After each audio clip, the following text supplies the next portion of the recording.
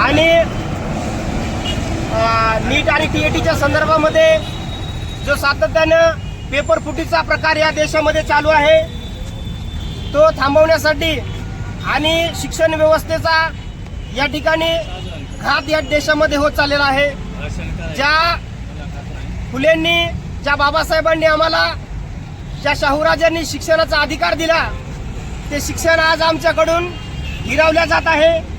एकीकडं जी TAT देऊन शिक्षक त्या ठिकाणी पात्र होऊ इच्छितात, मुळात ही टीएटीची अट ज्या प्रकारे सरकारने लागू केली आहे नंतरची, ती आम्ही म्हणतोय ती अट त्या ठिकाणी रद्द झाली पाहिजे। शिक्षकाला कुठल्याही टीएटी त्या ठिकाणी घेतली नाही गेली पाहिजे।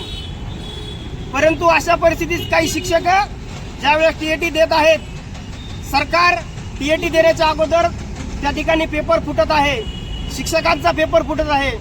लाखो हजारो रुपये खर्च करून जे विद्यार्थी विज्ञान शाखेमध्ये त्या ठिकाणी आपलं वैद्यकीय शाखेमध्ये प्रवेश घेऊ इच्छितात त्या विद्यार्थ्यांचा पेपर त्या ठिकाणी नीटचा फुटत आहे। म्हणजे देशामध्ये एकंदरीत पक्ष फुटत आहेत, ईव्हीएम फुटत आहे, रस्त्यावर पोलिसांच्या हातून विद्यार्थ्यांचा लाठीचार्ज त्या ठिकाणी पोलिसांच्या हातून होऊन विद्यार्थ्यांचे, युवकांचे डोसके त्या ठिकाणी फुटत आहेत, टीएटीचा पेपर फुटत आहे। अशा या फुटाफुटीच्या राजकारणामध्ये ऑल इंडिया स्टुडंट फेडरेशन आज 29 जून ते 30 जून पर्यंत आम्ही या ठिकाणी पूर्ण देशभरामध्ये नीटच्या संदर्भामध्ये त्या ठिकाणी निदर्शनं करत आहोत।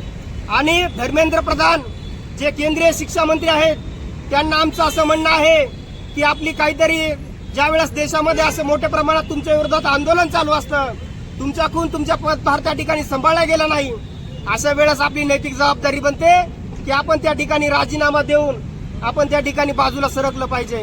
नक्कीच तुम्ही राजीनामा दिल्यानं त्या ठिकाणी प्रश्न सुटणार नाहीत, परंतु नैतिक भान तुम्हाला असलं पाहिजे। ज्यावेळेस तुम्ही संविधानाची शपथ घेता त्यावेळेस नैतिकता हा पण मूल्य तुम्ही त्या ठिकाणी जपलं पाहिजे। दादा भुसे त्या ठिकाणी राज्याचे त्या ठिकाणी शिक्षण मंत्री आहेत, त्यांच्या कार्यकाळामध्ये आज या ठिकाणी पेपर फुटलेला आहे।